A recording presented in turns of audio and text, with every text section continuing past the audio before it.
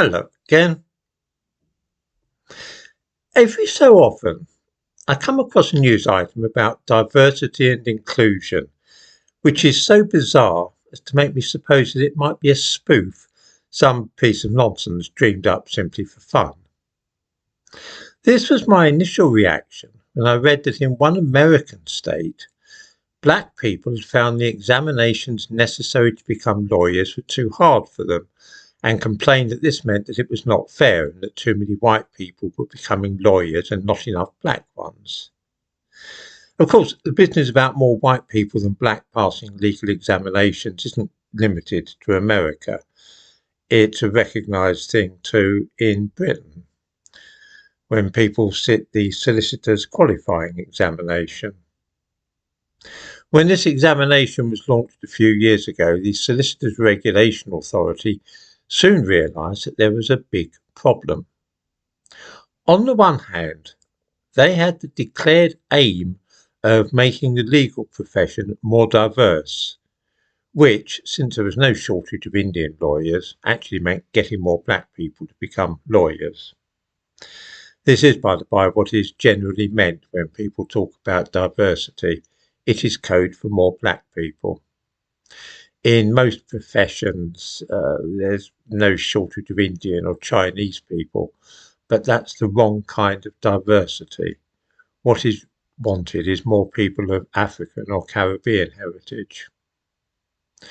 Not only the legal profession, but medicine, for example, is affected by a similar situation, which is to say, loads of Indian and white doctors, but hardly any black ones.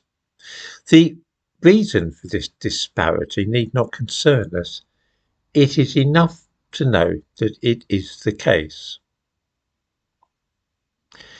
As far as the solicitor's qualifying examination in this country goes, it was found that in July 2021, 63% of white candidates taking the exam passed both parts.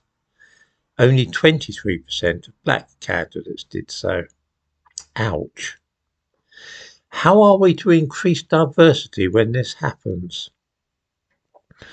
The Solicitors Regulation Authority has stopped publicising the results by ethnicity now because they hope to increase diversity by using other means. What these are likely to be, we can perhaps guess by looking at what has been happening in the United States recently. Just as in Britain, there has in recent years been a drive to diversify the legal profession. This has accelerated since the death of George Floyd and the Black Lives Matter disturbances. Previously, lawyers have been expected to have good academic records in order to get into universities and so study to qualify for the profession. It has proved easy enough to lower the requirements of black students to get onto courses or become interns and so on.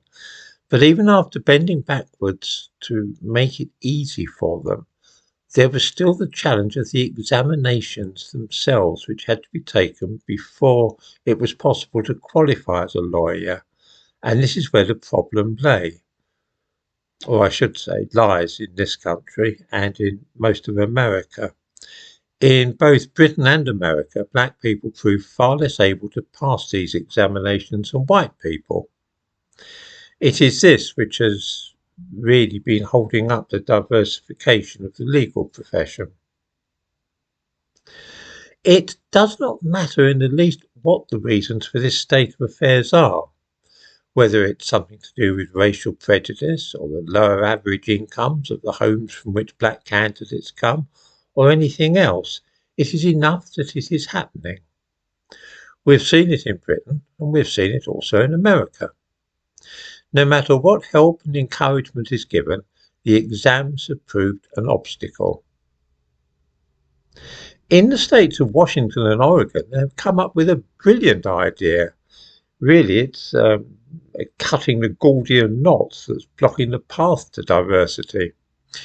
If it is the examinations which are preventing black people from qualifying as lawyers, why not ditch the examinations and let them become lawyers without passing the examination.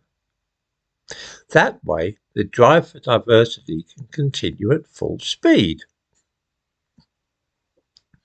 In the description to this video, I give a link to a news item which explains how this is being done in Washington state.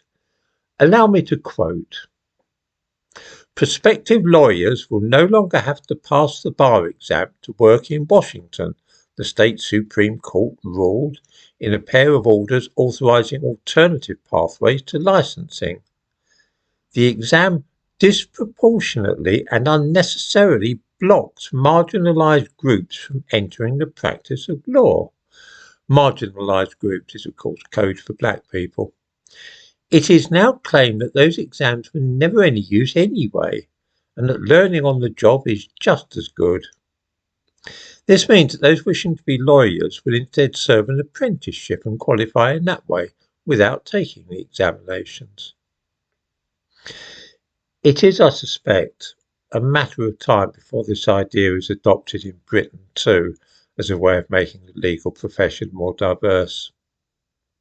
Something of the kind is already being done with medicine, with results which are not altogether satisfactory.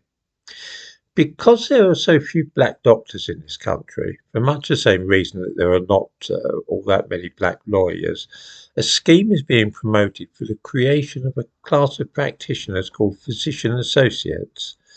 These are people who do not attend medical school but have degrees and in effect learn on the job with patients. Already some physician associates are undertaking work in hospitals, the kind of thing which has previously been restricted to doctors.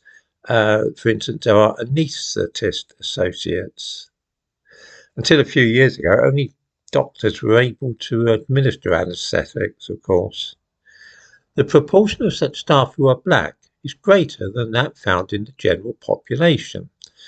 And one of the ideas of increasing the number of physician associates is to have more black people in hospitals who are performing medical procedures such as biopsies and lumbar punctures, which would usually have been done by real doctors. It is smoke and mirrors, a way of making it look as though there were more black doctors, because most people can't tell the difference between physician associates and real doctors.